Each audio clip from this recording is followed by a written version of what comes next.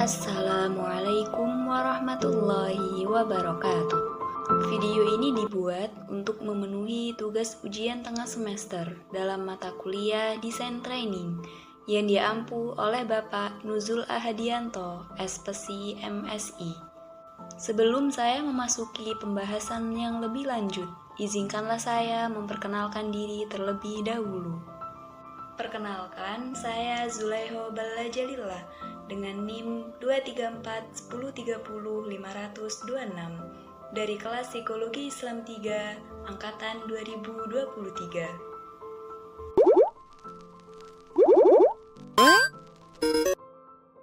Hasil penyelenggaraan program pelatihan adalah penguasaan kompetensi, keterampilan, pengetahuan, dan sikap yang sebelumnya tidak dikuasai oleh peserta.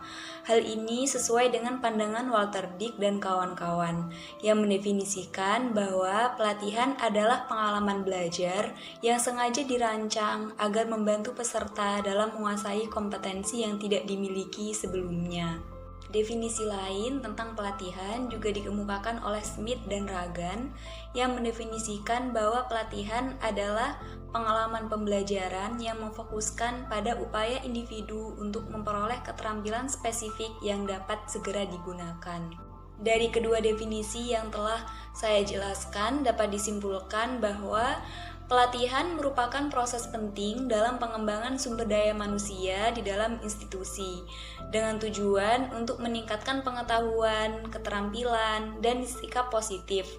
Program pelatihan diharapkan dapat memperbaiki kinerja institusi dalam menghadapi tantangan dan persaingan, serta didefinisikan sebagai pengalaman belajar yang dirancang untuk membantu peserta menguasai kompetensi dan keterampilan yang sebelumnya tidak dimiliki.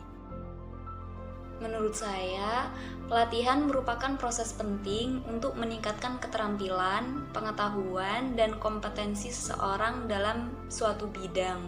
Selain itu, pelatihan juga proses sebagai belajar yang terstruktur untuk mengembangkan keterampilan, pengetahuan, dan sikap yang diperlukan agar seseorang dapat lebih kompeten dalam suatu bidang atau tugas tertentu.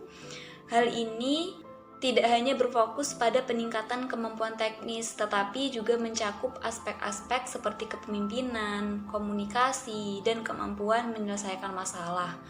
Melalui pelatihan, individu diharapkan bisa lebih siap dan percaya diri dalam menghadapi tantangan baru dan beradaptasi dengan perubahan. Selain itu, pelatihan juga memerlukan interaksi dan evaluasi untuk memastikan bahwa peserta tidak hanya memahami materi, tetapi juga dapat mengaplikasikannya dalam konteks yang relevan dengan pekerjaan atau kehidupan mereka. Program pelatihan lazimnya diselenggarakan untuk mengatasi masalah kinerja yang dihadapi oleh perusahaan. Secara spesifik, program pelatihan itu dilaksanakan untuk meningkatkan pengetahuan, keterampilan, dan sikap yang diperlukan oleh karyawan untuk melakukan tugas dan pekerjaan yang lebih efektif dan juga efisien. Tidak hanya itu, program pelatihan juga dilaksanakan untuk mengatasi perubahan eksternal yang mempengaruhi kinerja perusahaan dan untuk mewujudkan aspirasi stakeholders perusahaan dalam menyongsong peluang bisnis baru. Jadi, perusahaan perlu menyiapkan SDM yang memiliki kompetensi tinggi dalam menghadapi arus perubahan. Perusahaan dalam konteks ini harus dapat membuat keputusan yang tepat untuk melibatkan diri dalam bisnis yang memiliki konsekuensi bahwa perusahaan harus menyiapkan aset yang diperlukan. Salah satu aset tersebut adalah yang menyiapkan SDM yang berpengetahuan, terampil, memiliki sikap positif dalam menghadapi tantangan dan peluang bisnis. Menurut Townsend dan Donovan mengemukakan beberapa faktor yang dapat membuat sebuah program pelatihan itu tidak dapat mencapai sasaran yang diinginkan. Yang pertama yaitu desain program pelatihan itu tidak dikaitkan dengan visi misi perusahaan. Yang kedua, tidak ada fokus yang jelas antara tujuan perusahaan yang dapat difasilitasi melalui penyelenggaraan program pelatihan. Yang ketiga, budaya perusahaan tidak mendukung upaya pembaruan yang merupakan dampak dari penyelenggaraan program pelatihan.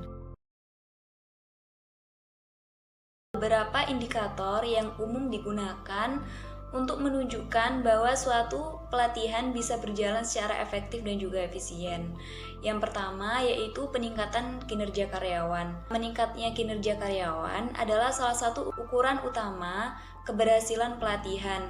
Kinerja ini dapat diukur melalui evaluasi rutin, tes, atau penilaian atas pencapaian target kerja. Yang kedua, itu meningkatnya inovasi karyawan. Pelatihan yang berhasil akan mampu merangsang kreativitas dan juga inovasi dalam perusahaan. Inovasi ini mungkin sulit untuk dilacak secara langsung, tetapi dapat dilihat dalam ide-ide baru atau perbaikan proses kerja. Yang ketiga yaitu durasi pelatihan. Durasi pelatihan yang tepat dapat mempengaruhi efektivitas pelatihan. Makin cepat karyawan menguasai keterampilan, makin cepat pula mereka dapat menyesuaikan diri dengan pekerjaan yang baru. Menurut Hennig dan kawan-kawan, mengemukakan 4 kriteria atau indikator yang dapat digunakan untuk menilai efektivitas sebuah program pelatihan. Yang pertama yaitu mampu memfasilitasi peserta dalam mencapai tujuan atau kompetensi program pelatihan. Yang kedua yaitu mampu memotivasi peserta dalam melakukan proses belajar secara berkesinambungan. Yang ketiga yaitu mampu meningkatkan daya ingat atau retensi peserta terhadap pengetahuan dan juga keterampilan yang telah dilatihkan. Yang saya ketahui tentang model EDDI dalam program pelatihan adalah model desain sistem pembelajaran. EDDI itu bersifat sederhana dan dapat dilakukan secara bertahap atau sistematik untuk mewujudkan program pelatihan yang komprehensif. EDDI merupakan akronim dari 5 fase utama yang membentuk model. Berikut adalah beberapa penjelasan dari fase model tersebut. Yang pertama yaitu analisis. Pada tahap ini dilakukan pengumpulan informasi tentang kebutuhan pembelajaran, tujuan pembelajaran yang ingin dicapai, dan karakteristik peserta didik. Yang kedua yaitu desain. Langkah berikutnya adalah merancang program pembelajaran. Desain ini meliputi pemilihan metode pengajaran yang sesuai, pengembangan materi pembelajaran, serta perancangan aktivitas pembelajaran yang efektif. Yang ketiga, development atau pengembangan. Tahap pengembangan ini melibatkan pembuat materi pembelajaran berdasarkan desain yang telah dibuat sebelumnya. Yang keempat, implementation atau implementasi. Tahap implementasi ini adalah ketika program pembelajaran telah dikembangkan dan juga diterapkan dalam lingkungan belajar yang sebenarnya. Yang terakhir yaitu evaluation atau evaluasi. Pada tahap ini, program pembelajaran dievaluasi untuk menilai keefektifannya dalam mencapai tujuan pembelajaran yang telah ditetapkan. Analisis kebutuhan pelatihan merupakan langkah awal yang sangat diperlukan untuk menciptakan sebuah program pelatihan yang efektif dan juga efisien.